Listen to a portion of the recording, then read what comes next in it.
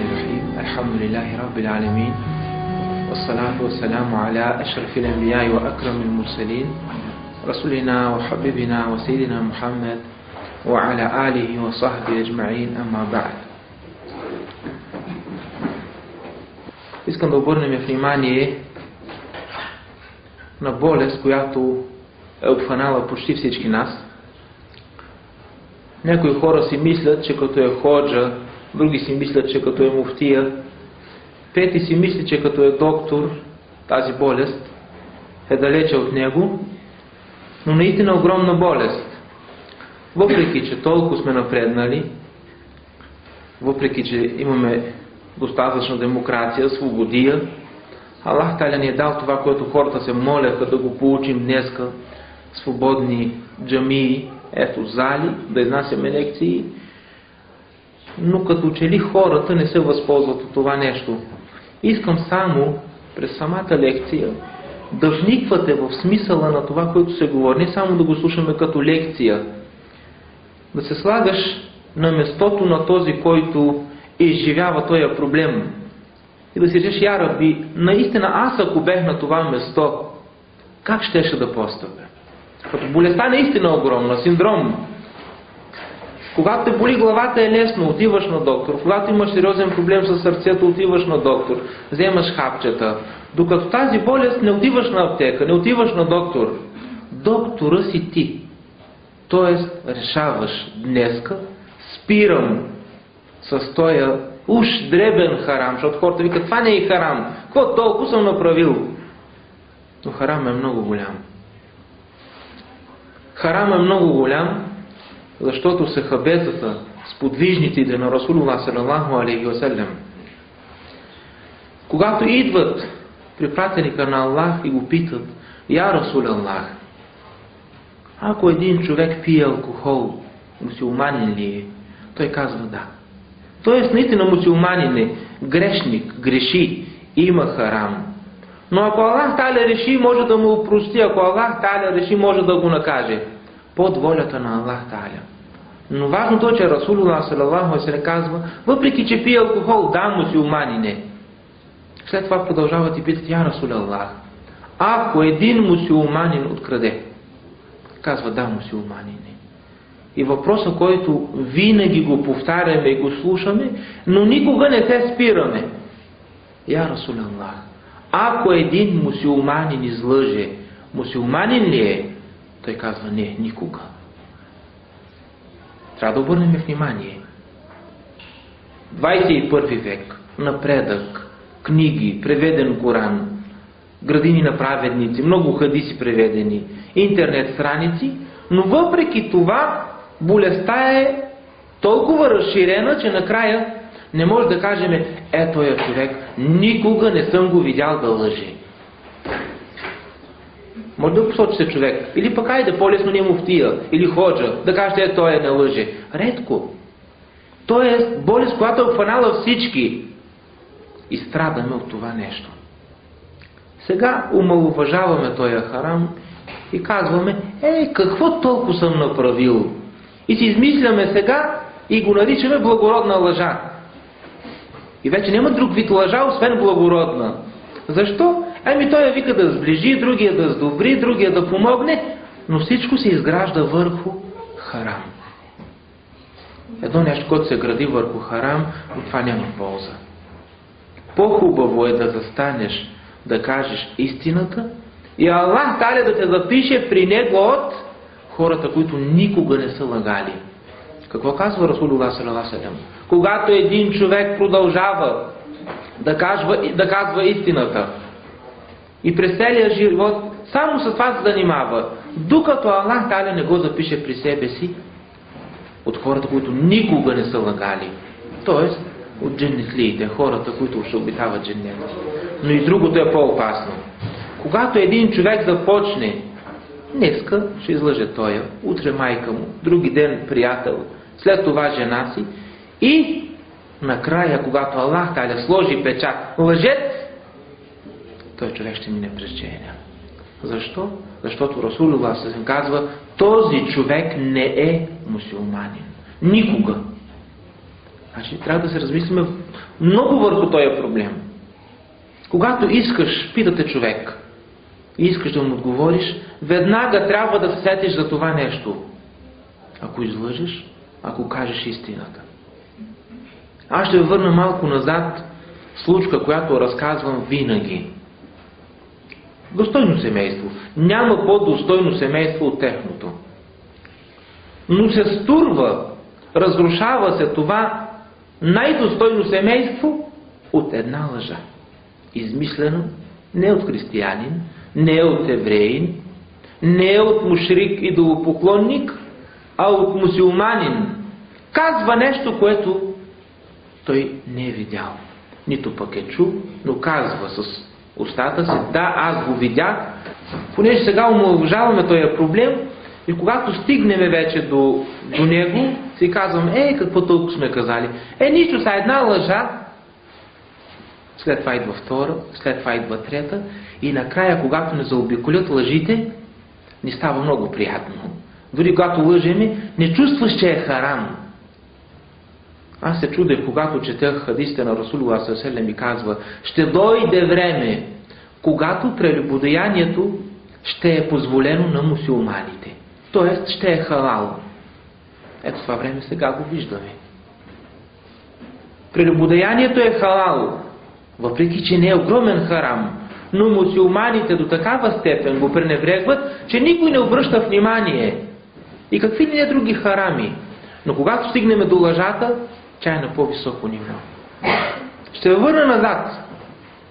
Достойна жена, най-достоен пейгамберин, най-обичан от Аллах Та'аля. Аиша радиаллаху та'аля анха.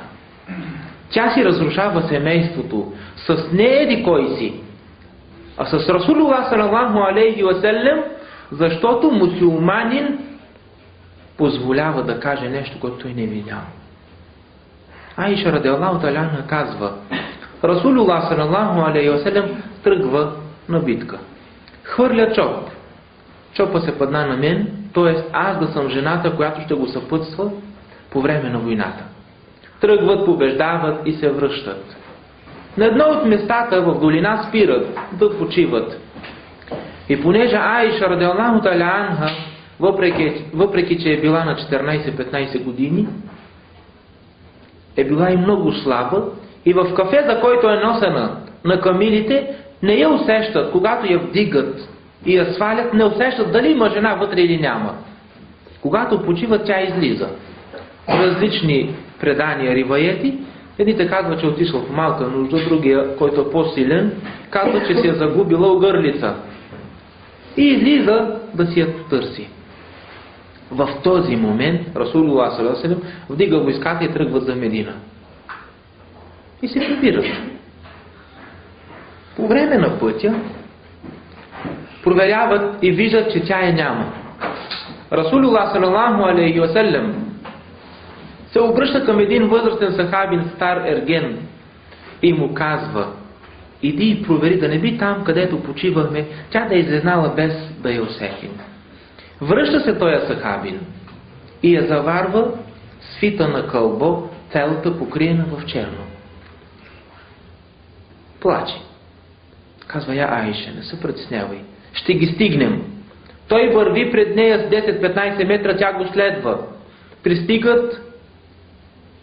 Достигат войската на Расулуллах саллаллаху алейхи ва саллям, качва си се в кафеда и пристигат в Медина. Алхамдулилlah, проблема е решен. Но мусулманите не спят спокойно. Вечерта на Акшам в цяла Медина започва да се говори: абе вижте тая жена на пейгамберин. Аллах я е избрал от милиони жени и накрая е решила да извърши прелюбодеяние с този сахабин. Не мислете, че това го пуска, тая лъжа я пуска някой, който не вярва в Аллах Та'аля. Това е мусулманин, който е бил там. Той знае, че тя няма. И вечерта в целия град се говори: Аиша е преспала с този сахабин. Най-лошото е, че той, който е пуснал тази лъжа, казва: да, аз я видях да върши прелюбодеяние. Това е най-опасното. И знаете, клюката, хората им се отдава това нещо. особено когато е нещо за харам, за джехенем, всеки гледа да стане той да е пръв. И от клюка на клюка, от клюка на клюка, стига до ушите на Расулуллах салалаху алейхи ва саллям. Всеки от нас да се представи, който е мъж на местото на сахабина, който е жена да се постави на жената на местото на жената на Расулуллах салалаху алейхи ва саллям, Айша радиаллаху та'ала анха. Представете си. Извиква ги и двамата. Същото, това, което се е повторило там, същото ще се случи и на съдния ден. Само, че там няма да е Расулуллах салалаху алейхи ва саллям, а ще е Аллах Та'аля. Това трябва да се размислим. Извиква ги и двамата. Обръща се към жена си и казва: я Айша, виждаш ли го този човек? Докоснал ли те? Представете, тя жена на Расул, избрана от Аллах Та'аля, не от еди кой си. Ако се говори за мен, е нищо. Ако се говори за теб, е нищо. Но когато се говори за Расулуллах салалаху алейхи ва саллям, тук се разтуря цяла религия. Вика: я Айша, този човек докоснал ли те? Тя казва: я Расулаллах, кълна се в Аллах, никой не ме е докоснал, освен ти, освен твоята ръка. Заклева се. Питай него: докоснал ли си тази жена? Той казва: я Расулаллах, кълна се в Аллах, въпреки че съм възрастен ергенин. Кълна се в Аллах, все още не знам какво е полов орган на жена. Не е видял на бебе, не е видял на момиче, не е видял на възрастна жена. Камо ли да е докоснал Айша радиаллаху та'ала анха? Но устите вънка не спират, те си говорея. Как не я е срам, вижте я Айша, дъщеря на Абу Бекр, най-достойната жена на Расулуллах салалаху алейхи ва саллям, господарка в дженнет. Тя е от трите жени, които са равни на акъла на мъжа. Айша радиаллаху та'ала анха, Медиям и Асия. Само 3 жени са равни на мъжете. Айша радиаллаху та'ала анха от тех. Но устите си говорят, вънка не спират. И той си твърди: да, видях я. Тя преспа с него. Та'аля да пази. Представете се на местото на Айша радиаллаху та'ала анха. Расулуллах салалаху алейхи ва саллям се обръща към нея и казва: я Айша, от днес натам ти не си ми жена. Развеждам те. Събирай си багажа и се прибирай при бащата. Представете си какво изпитала тая жена. При нас е нещо нормално 21 век, защото всичко ни е позволено. Гледаш обратен отвънка: какво толкова? Гледаш оттам жените тълват в кафето: какво толкова, нали е Европа? Представете какво нещо, виж, свикваме с харамите и ще живееме с тях. И лошото е, че ни става и приятно и на нас. Аллах Та'аля да пази. Вижте какво нещо, аз сега до мен се кланяше момче, който с 2 любеци имаше, му с 2 или 3. Закачила тук и ми е интересно ми е. Защото аз съм свикнал да виждам жени с обеци. Когато погледна мъж, ми е интересно. Но на хората не им е интересно. И се приемат тези неща, които Аллах Та'аля ги е отредил като основен харам. Наистина харам.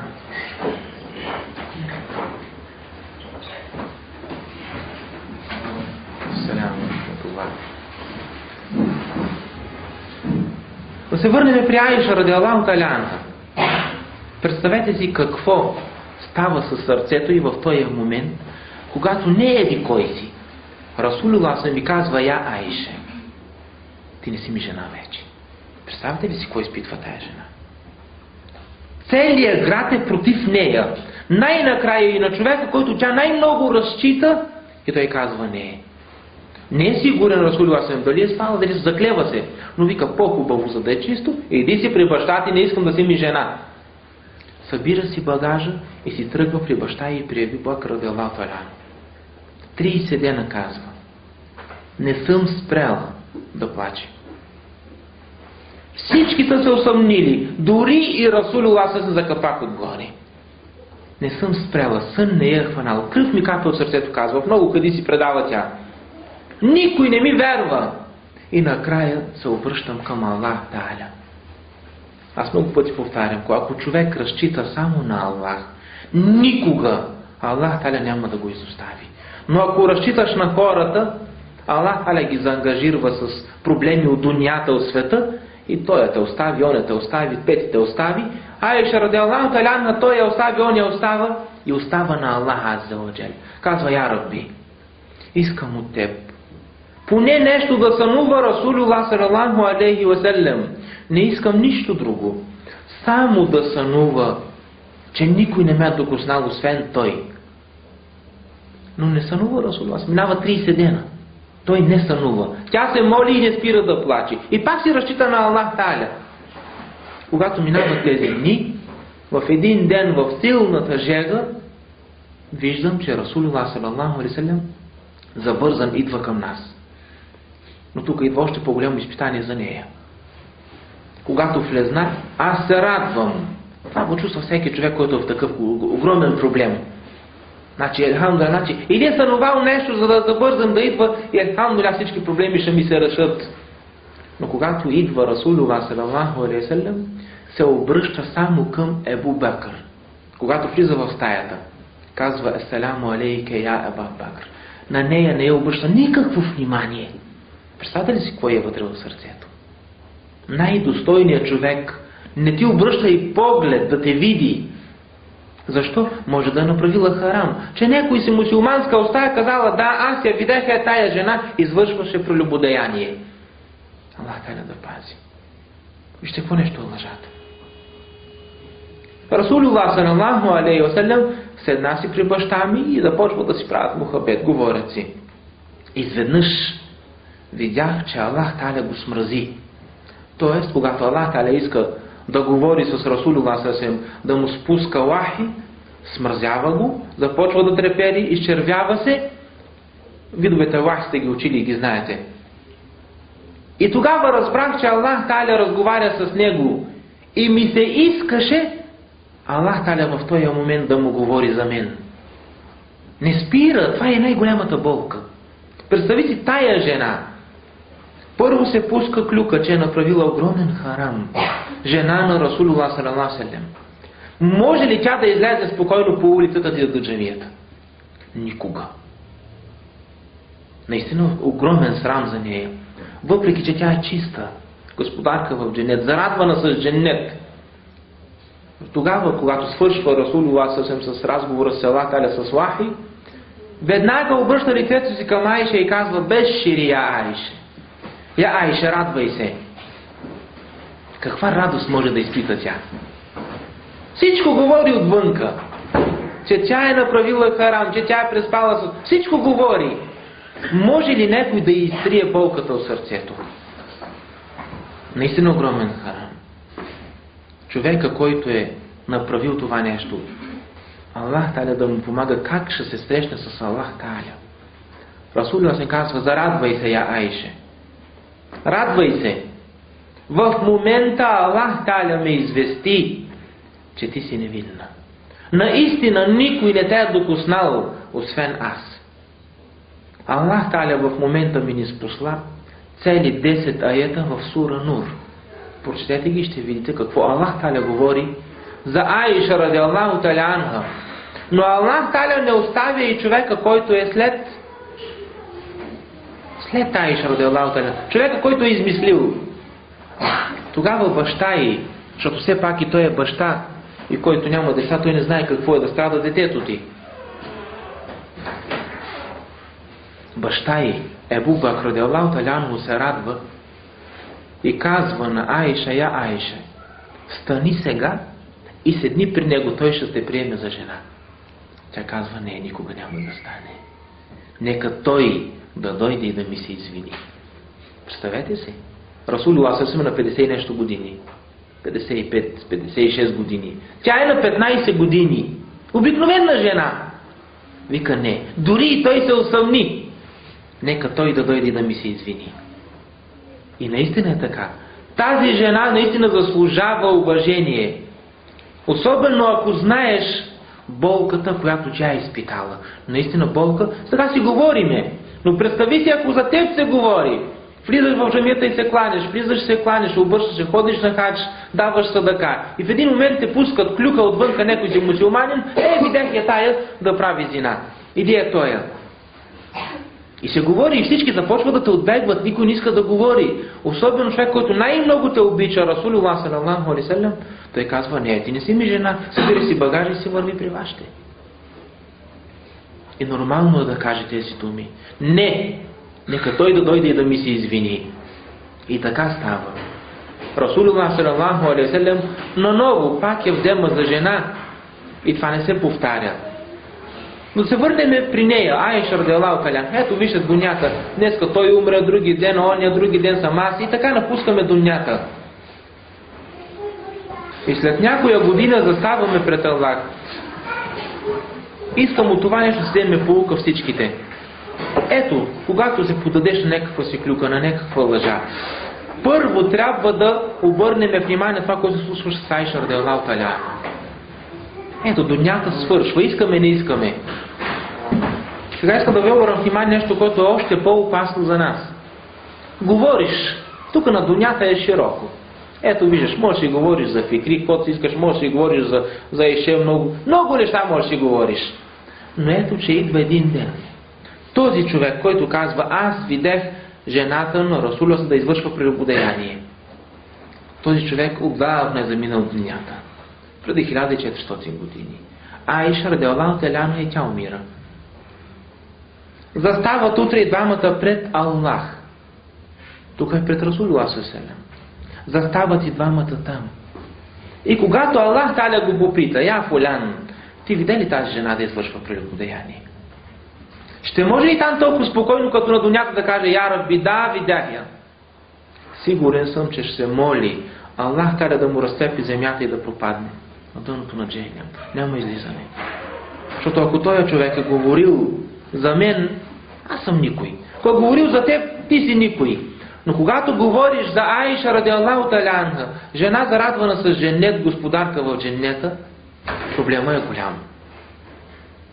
Така че и когато и ние се подадеме на такива клюки, чуеш някаква, не те интересува да я предаваш. Пък особено ако ти си в основата, ти да измисляш лъжата, а Аллах каза да ти помага. Я Расул Аллах, този, който лъже мусулманин не, вика не, никак. Нещо, което потвърждава това, което чухме до сега, Аллах та'ала го фаща в сура в Коран Керим. Сигурен съм, че всички я знаете. Всички я учите, но както при повечето от нас се случва, че много редко субханаллах. За какво казва Аллах та'ала тия неща? Например, когато Аллах та'ала говори в тази сура и казва Бисмиллахир-рахманир-рахим Уейлул ликулли хумезети люмезе. Когато спреш на първият си кажеш я Рабби, дали Аллах та'ала не говори за мен? Некой от нас да си казва това, винаги казваме не, това се отнася за фикри, не за мен. То си е за теб. Защото щом пристъпваш към този харам, значи Аллах та'ала говори за теб. А не мисли, че Аллах та'ала говори само за него или за оня и за оня, който ти се иска той да гори в джехенем. Не е така. Когато прочетете тези сурета, особено в това, което искам да чуеме, всеки от нас да помисли, че Аллах та'ала може да говори за него.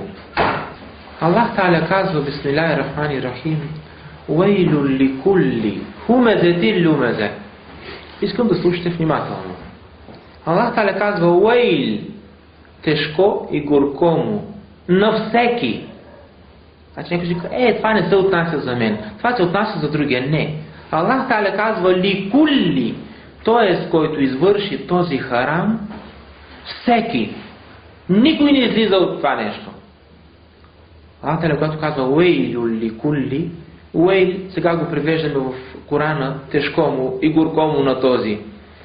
Но някои от тълкователите на Коран Керим казват, че Уейл е име на долина в Джехенем. Както и да го преведем, едно и също е.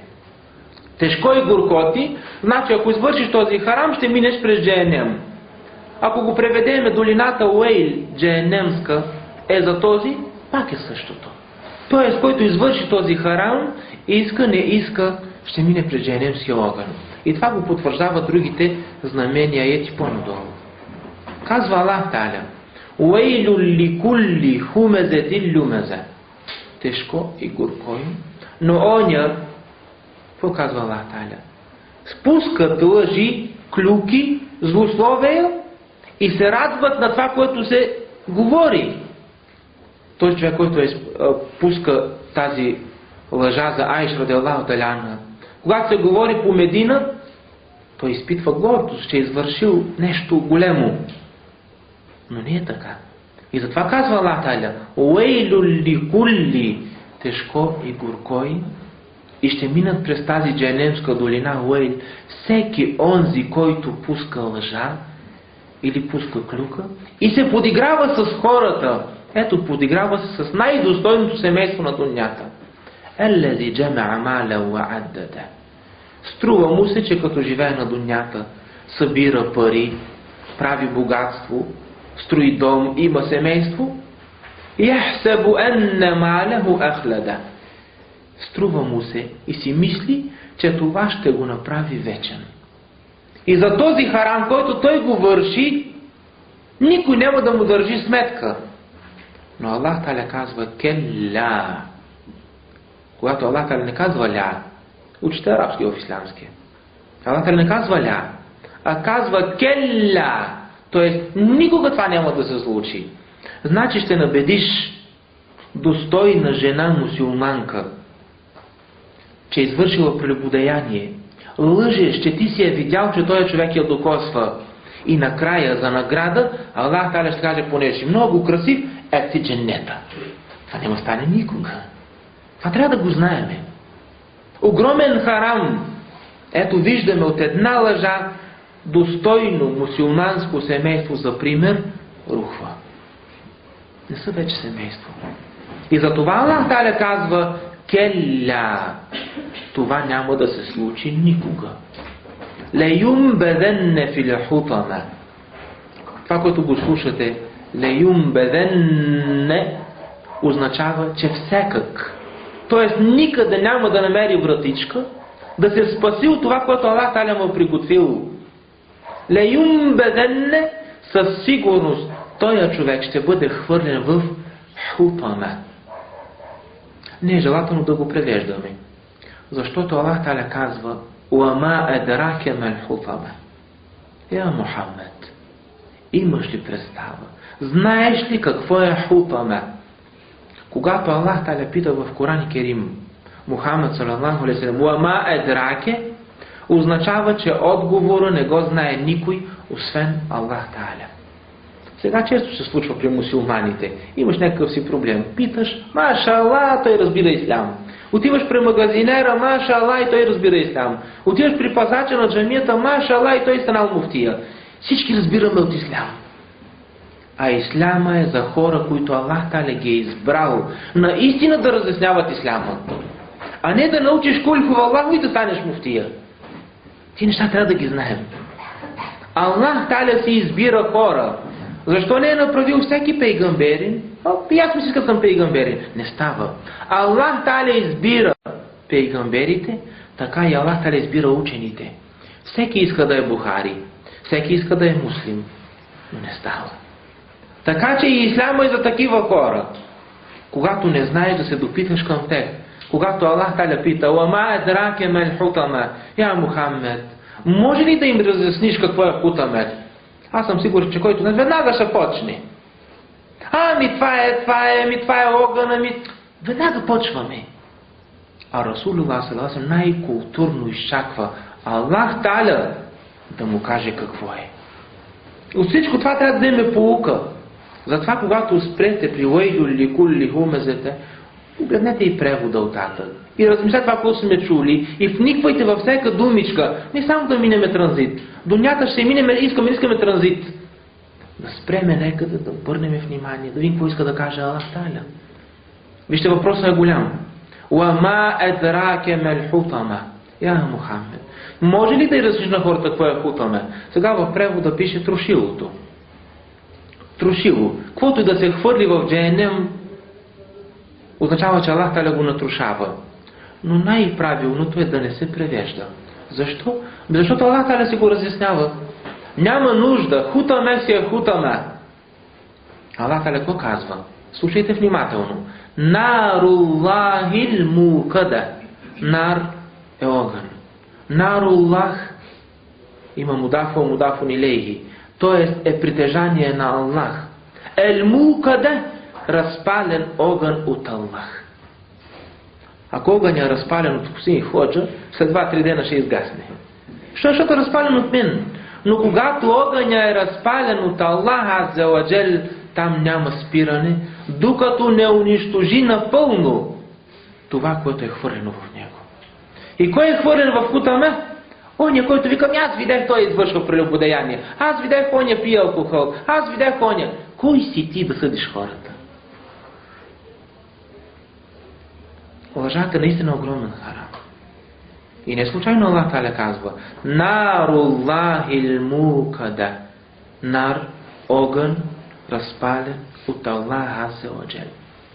В хадисите на Расулуллах се казва за джехенемския огън, че е разпален и 3000 години гори. 1000 години го разпалват, 1000 години докато почервенее и още 1000 години докато почернее. Защото в джехенема няма нур, няма светлина. Пълна тъмнина. И понеже ние нищо какво толкова сме казали и накрая хоп в Хутама. Защо? Струва ми се, че видях, че оная се целуваше там, но не бех сигурен. Като не си сигурен, що отваряш устата? Идват при Расулуллах салаллаху алейхи и го питат: Я Расулуллах, извести не, какво най-много вкарва хората в джехенем? Питат се хабета. Ние не питаме такива въпроси. Ние винаги питаме само за дженнета, защото ни харесва там. Питат се хабетата: Я Расулуллах, извести ни, какво най-много вкарва хората в джехенем? Ние може да предположим много неща, но Расулуллах салаллаху алейхи казва: Ел-фему вал-фардж. Устата и половия орган. И двата органа Аллах Та'аля ги скрива между две прегради. Единия между два крака, другия между зъбите и между устата, да сме сигурни. Защото отвориш, те винаги става течение. Трябва да се претвори. Много да не знае.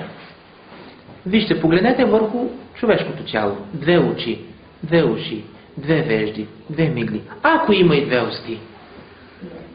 Дори и през нощта не успеем да я затвориме. Представете ли си? Едната ще затвориш, и другата. Ние една не може да затвориме, с 2 прегради е. И за сигурност, вижте, тази по-твърда, устата да не влиза въздух и пак не може да успеем. Защо? Защото вижте, когато се отвори, този човек заслужава джехенем. Двата органа. Единия устата, другия половия орган. Излезат ли и двата на показ, да ги виждат хората и да няма чувство за срам и страх от Аллах, в Хутама. Това казва Аллах Та'аля. Нема спасение оттам. В трошилото. Наруллахил мукада.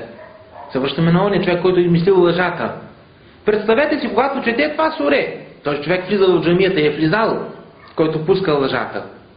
Когато стигне до това суре, когато ти пуснеш лъжа, върни се към уейлун ликулли умезете, размисли се. Субханаллах, това само за мене се говори тук. И до тук, щом стигнеш до тук, да знаеш, че вече пропаста джехенема пред теб. Вижте какво казва Аллах Та'аля. Наруллахил мукада еллети теталиу алел ефида. Огън, казва Аллах Та'аля, който обхваща и изгаря само сърцата. Друго нищо не гори в този Хутама. Сега възниква въпроса: за какво Аллах Та'аля изгаря само сърцето? Гледате, ръката си е здраво, очите си здрави, мозъка си е здрав, крака. Само сърцето изгаря. Какво мислите вие? Мислите ли или не мислите? Какво мислите? За какво изгаря само сърцето? Расулуллах саллаллаху алейхи какво казва? Еля фил джеседи мудга. Ей, хора, в това човешко тяло има парче месо. Мудга. Парче месо. И за салюхат, когато това парче месо е здраво, салюхал джеседу куллю. Цялото тяло е здраво. Както искате го гледайте този хадис. Когато, дори от здравословна, от медицинска гледна точка, ако това сърце е здраво, наистина човека е здрав. Ако получи инфаркт, той човек веднага го пенсионират и го пращат да се кланя в джамията само. За нищо не става след това. От здравословна гледна точка. Но и когато шейтана се настани вътре в това сърце и стане само мъгла вътре, пак не става нищо. Ще ги видите двама мъже отвънка се целувая. Нима има нур в това сърце вътре? Нормално ли е? Не е нормално. И какво казваш само? Уайза феседет джесед окулю. И когато се развали това парче месо, разваля се цялото тяло. И нормално е това сърце, което си е позволило да каже: аз видях Аиша радиаллаху та'ала анха да върши прелюбодеяние. Сърцето е позволило, защото той е двигателя на човека. Оттам излиза всичко. И там шейтан не се настанява. Не се настанява в колената, не се настанява в мозъка, а се настанява в сърцето. Настани ли се, от този човек не става нищо. И затова в Хутама, разпален джехенемски огън от Аллах Азза ва Джал, който изгаря сърцата. Алейхим нару мусада, казва Аллах, и като наказание, въпреки че гори вътре, обхваща, нищо не остава от цялото сърце. Цялото го обхваща фи амедин мумаддада. Джехенемски огън Аллах го обръща като стълб. Знаете какво е стълб? Върти се и унищожава всичко вътре. Защо? Защото в това сърце нямаше страх, нямаше срам, слугуване на шейтана и ето. Накрая този човек заслужава дъното на джехенем. Така че не мислете, има много неща да се говори за лъжата. Ако седнем, може да говорим сигурно до края на месеца, всеки ден. Лъжата е огромен харам. Наистина огромен харам. Осман радиаллаху та'ала анху го убиват заради лъжа. Зет на Расулуллах салаллаху алейхи ва салям. Расулуллах салаллаху алейхи ва салям казва и на Абу Бакр, и на Омер радиаллаху та'ала анху: покрийте си колената. Не бе ли е срам от Осман? От него се срамуват дори и мелайкетата. Когато той тръгне към джамията, мелайкетата свеждат глави и спускат крилата да мине той по тях до джамията. Осман радиаллаху та'ала анху пуска клюка, пак мусулманин. Осман, когато става халифа, в цялата му рода ги е служил, назначил за емири.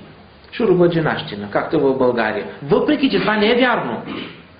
Идват от тук, от там, като видяхте тук става пред парламента, идват, събират се пред къщата на Осман радиаллаху та'ала анху. Никой не е рекал: я Осман, излезни да видим дали това е верно. Влизат, кой отгоре, кой отстрани пред поръс, влизат и го убиват. Когато го убиват, седат отвън, си починат, алхамдулилlah, свършили са много важно дело. Когато седат, научават, че той е невинен. Това не е верно. Той е емир, той не му е роднина. Другия е емир, той не му е роднина. Петия той не му е роднина. Субхана, ние сгрешихме. Когато застанат пред Аллах, как ще погледне и Осман? Представите ли се? Човека, от който мелайкетата се срамува. Не мислете, че тая лъжа и на днешно време, като сме толкова напред, нали сме спрели с харамите? Не. Аз скоро и с това ще завърша. Скоро, когато карах курсовете за кола, по някаква си случайност видях пак мусулманин. Да беше християнин, приемам. Нищо нямаше да кажа. Мусулманин, един мусулманин идва там и споменава на моя инструктор и прави си му беше, те се познават. Абе така и така, вика, в нашото село раздават по 200 евро на жена да си сложи за братка. Към машалла, аз долових антената, долавя. И се зарадвах по 200 евро и към машалла, бе, приятел, що и мъжете не сложите по една за братка, бе? Работите по Банско в студ там, за 200 евро една за братка. Сложи, стой си дома на 25 и иди си вземи 200 евро заплата. Ядосах се, наистина се ядосах. Тъйм при него, към приятел, ще извиняваш, къде си? Той не ме позна. Той и сега си мисли, че съм отрибнал. Викам, ще извиняваш. Ти с очите си видели? Вика, не. Ама цяло село говори. Да ти селото го остави. Ти видели. Точно е така, викам. Ти видели? Вика, не съм. Викам, приятел, има едно нещо, което Аллах Та'аля само го дава. Аллах Та'аля има дар и това е душата. Но от теб зависи откъде ще ти излезне. Или от тук, или отзад. Ти не си видял. Субханалlah, през тази мръсна уста душа няма да излезе. Ти не си видял. А видели, викам, в краища колко разголени момичета има. Пъповете и са отвънка. Това не те ли нервира? Той мълчи. Защото му се пополихме и забрави еврото. Викам, приятел, колко пъти се кланяш в джамията? Вика, още не съм признал. Ма ти не си мусулманин. И каже, викам, ти не си мусулманин, да не се занимаваме с тебе. Запали човека и бега. Вижте кое нещо мусулманина. Ето, някой си поснал 200 евро. Толкова за 200 евро аз съм сигурен, и българките отвън, християните ще се заболея. 200 евро стоиш си така. За какво се луташ насам в тая студ? Седиш си, дома е ти 200 евро. И мъжете ще се заболиме. Няма дим никъде. Може да се предпазим и да се спасим от лъжата. От лъжата? Да. И първо с много твърдо желание и дуа. Първо дуа. Защото сега аз много пъти гледам, много от младежите идват, да ходжа, искам да се женя, ама как да го направя сега? Разчитай първо на Аллах. Това трябва да го знаем. Сега разчитат, например, на мен. Разчитат на други, разчитат на майка му. Разчитай първо на Аллах.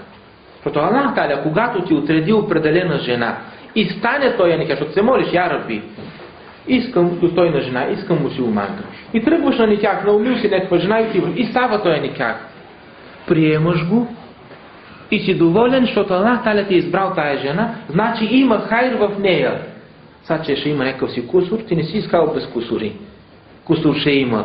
Но щом Аллах таля ти е отредил, никаха е станал, разчитай на Аллах. Ако разчиташ на мен, аз имам пристрастие, например към руса, други има пристрастие към не знам какво нещо. И се получава грешки. Но когато човек разчита само на Аллах, и дуата е нещо, което прави чудеса. Дуата наистина прави чудеса. Дигаш и казваш, я Раби, не искам никога да лъжа. Но вземаш и твърдо решение. Когато утре се наложи някакъв документ да го подпишеш, както сега подписват фалшиви документи, само да вземем, например, пенсия. Урежда се. Няма да го направиш. Защото аз лишавам другия човек, който заслужава. Няма да си сложа лъжлив подпис. И от днеска почваш с това, други ден с това и не представа, че се молиш на Аллах таля да те отдалечава от този харам. И когато Аллах таля те докара до него, не да пристъпиш. Сещаш се за това, което си слушал днеска тук, аз не искам да горя в тези неща. Няма да излага и това и казвам истината. Така че само с дуа и с твърда воля пристъпване към извършване на това, което ти имаш ниет. И когато човек се придържа към тия закони, да страни от лъжата, и в най-трудните моменти Аллах таля ще му помогне. Аз много пъти споменавам случаите с Ибрахим алейхиселям, накратко ще ви кажа. Когато целият свят се обръща срещу него, но той разчита на Аллах, той харам няма да престъпи, към това нещо няма да го изпълни. Защо? Защото искам дженнет. Не ме интересува каквото иска да става. Всеки от нас да се постави на неговото место. Ибрахим алейхиселям, когато искат да го хвърлят в кладата, и го слагат на катапулта на минджемика, понеже голяма клада, Расулуллах съм казва, птица да мине в небето и изгаря. Толкова голям огън, че никой не може да се приближи. Събличат го чисто гол. Достоен пейгамбери на Аллах таля. Първият човек, който ще бъде облечен на съдния ден, това е Ибрахим алейхиселям, като награда за това нещо. Но най-важното от всичко, когато го слагат чисто гол, хиляди отдолу, огъня гори. Той е сложен и само да го хвърлея. И в този момент, вижте как го изпитва Аллах таля. Я Джебраил, иди виж моя раб да иска нещо. Идва Джебраил алейхиселям и му казва, я Ибрахим, искаш ли да ти помогна? Ако сме не, какво ще кажем? Каквото искаш, само ме махни. Каквото искаш. Ибрахим алейхиселям само го поглежда и му казва, не, от теб не искам нищо. Искам само от Аллах. Ако той реши да ми помогне. От теб не искам. Става и си тръгвай. И тръгва. Джибрил алейхиселям се качва, я Раби, вика, от мен не иска, иска от теб. Хвърлят го насред кладата. Един косъм не е паднал от Ибрахим алейхиселям. Защо? Защото Аллах таля казва, куни берден ва селамен ли Ибрахим. Ей огън, бъди студен и спасение за Ибрахим алейхиселям. Може да му навреди някой. Ето цялата дуня са срещу него. Но Аллах таля с него. Когато човек свикне да живее, както Аллах таля иска, много проблеми ще реши. Но лошо, че ние сме свикнали още от самото раждане да почнем с харамите. Първото, което не научават, да псуваме, вместо бисмилля. След това с другите харами, след това и то се трупат. И когато станем такива големи, ни е трудно да се отърсиме от тия харами. Защо? Защото ние сме свикнали с тия неща. Но за да спечелиме дженнет, трябва да знаем, че от този харам трябва да се пазиш, от този харам трябва да се пазиш. И когато застанеш пред Аллах, твоето месо да е от халал. Какво казва Расул Ислам? Куллю лахмин небета аля харамин феннару ауляби. Всяко месо израснало от харам, джехенема ще го изгори. И както и да го мислите, и логически да го мислите, е така. Може ли свинско месо, което е влезнало в тая ръка, може ли това свинско месо да живее вечно под престола на Аллах в дженнета? Не може да стане никога. Тук има пък чашка ракия. Никога няма да влезе. Защо? Защото там влиза само което е чисто. Така че, не че няма се оцапваме. Не си мисля, че ще станем меляйката. Не. Ще грешим. Но когато знаеш, че там е кръчмата, няма да влезнеш. Там има джамия. Ела, вътре си правим обед, колкото в дискотеката. Имаш право на избор. И този избор е тук на дунята. Излезе ли душата, да знаете, че няма връщане назад. Той шанс няма да ви се отдаде. Особено влиян, тук сте млади. Аз бях на хадж тая година за един мой личен приятел, който почина преди хадж. Хаджия, но почина преди хадж и отидох да му завърши хаджилъка. Аллах Таала ми даде такъв шанс да правя хадж с млади момчета. Бяха 3. Аллах Таала ги напътства и 3 в чужбина. Живеят в България. Наистина момчета, които да завиждаш на това, което има при тях. Не са се кланяли, може и всичко са си прави, защото гледам има дупки по ушите от обеци, татуирани с най-различни такива грозотии, но наистина да завиждаш на имана. Така че се старайте, колкото се може повече в тая възраст да наваксате. Не отлагайте, като станете на 50 години, на 60 години, тогава дадете на хадж, тогава да се кланяте. Не отлагайте. Жалка картина са възрастните хаджии. Направи ми впечатление, когато бехме на мина и това изчезва тук измежду нас и между мусулманите, да правиш дуа за своя брат мусулманин, без да знае той. Сега сме свикнали, както аз съм тук, например, някакъв си проблем, хора, правете дуа за мен, защото аз имам проблем. Не трябва да се приканваме. Сами ние трябва да се сетиме да кажеш: Я Раби, помогни на нашите братя в Палестина. Я Раби, помогни на нашите братя в София. Я Раби, помогни на всички. Правиш дуа без те да знаят. Тази дуа е приета. Аз видях там нещо, което ми направи огромно впечатление. Дуа, която този човек от устата директно при Аллах Таала върви. Това го видях с очите си. Има един хаджия, който се беше загубил 3 дена, го няма. Намериха го тия момчета, барабар с полицията там, докараха го в нашата палатка. 3 дена го няма. Нямате на представа как смърди и храма му. Но пред Аллах Таала е много по-хубав от каквато искате миска на дунята. Хаджия е човека. Намират го, той е възрастен на 80 години. И сега натам викам: Мидже, къде си спал 3 дена, ми е интересно. Ами вика по пейките. Там няма нито една пейка. Нито на Арафат, нито на Музделифа, нито на Мина. Човека от страх му се привижда и пейки. От страх може да се привижда и родителите, че са там. Това са 5 милиона народ на едно место. Всичко върви насам натам. Никой не му обръща внимание на нашия човек. И изведнъж хоп, 3 от България си го познаха и го докарват в палатката. Направи ми впечатление тия момчета. Не се унижиха, че и храма му смърди. Абсурд. Гледат главата му, че е като плочки. Изгоряла е 3 дни на слънце, 42 градуса е. На плочки отсекът тече жълта вода. Отидоха, купиха вазелин, намазаха му главата. След това той си е в ихрама. Ние сме знали от ихрам вече. За да излезне от ихрам, трябва да се обръсне главата. Питаме го: бръсна ли? Ами, че не съм бръснал. Той си спи по пейките, човека. Взеха тия момчета, купиха му дрехи. Излезнаха, купиха му дрехи, обръснаха му главата, след като излезе огъня след вазелина. Значи, нахраниха го, изкъпаха го, облякаха го, нагласиха го наистина като хаджия. Седна това мидже след гусуля, като го изкъпаха, седна, кажеш: сълзите искат, не искат, той изпитва голяма радост. Първо, че е между твои хора, след това, като се погледна, маша Аллах, мирише на миск. Сълзите почва да си му текат. И вика: Я Раби, дай дженнет на тия момчета. На турски го казва човека. Я Раби, прейми и хаджилъка. Вика му: целият в хаджилък, само това е достатъчно на тия момчета. Дуа. която идва от сърцето и директно върви при Аллах Та'аля. След това мидже, като стана, 2 часа не спре да се кланя. 2 реката, 2 нафиле кланя. Той не изпускал намаз. Ама се кланя от благодарност, че ето, между свои хора. Така че дуата наистина е много важна. Ние сме изоставили. Сега разчитаме на ходжа, разчитаме на муфтия. Видях хора разчитат на теспих. Чудеса са хората. Хората наистина са чудеса. След като свършиме хаджилъка, дойде при мен жена, ми вика, бе, дошла е тук една жена, иска нещо от нас. И ми прави впечатление, вика, може би това, вика, да е харам. Кой иска от вас? Ами вика, взела един дълъг теспих и иска от нас да го напълниме. Как ще го напълните? Викам, вие да не сте нещо магиосници.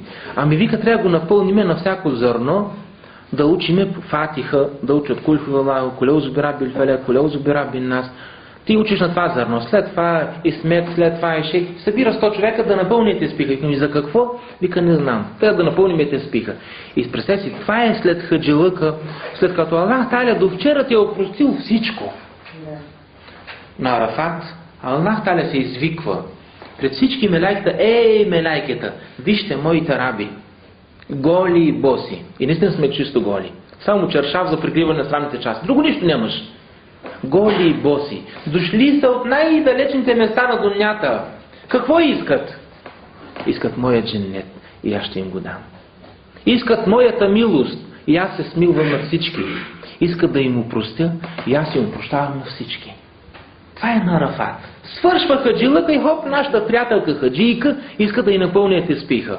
След като го напълня и дойде в България, той теспих ще го направи на колан на дъщеря й, че не можала да роди и теспиха ще я дари с дете. Ще какво нещо е? Там си дуке абето.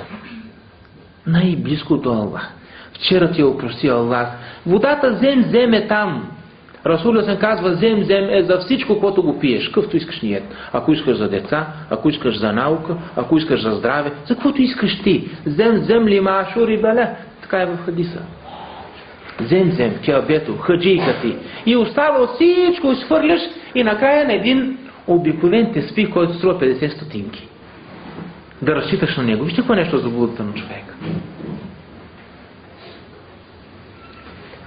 И това е от мен. Щом нямате въпроси,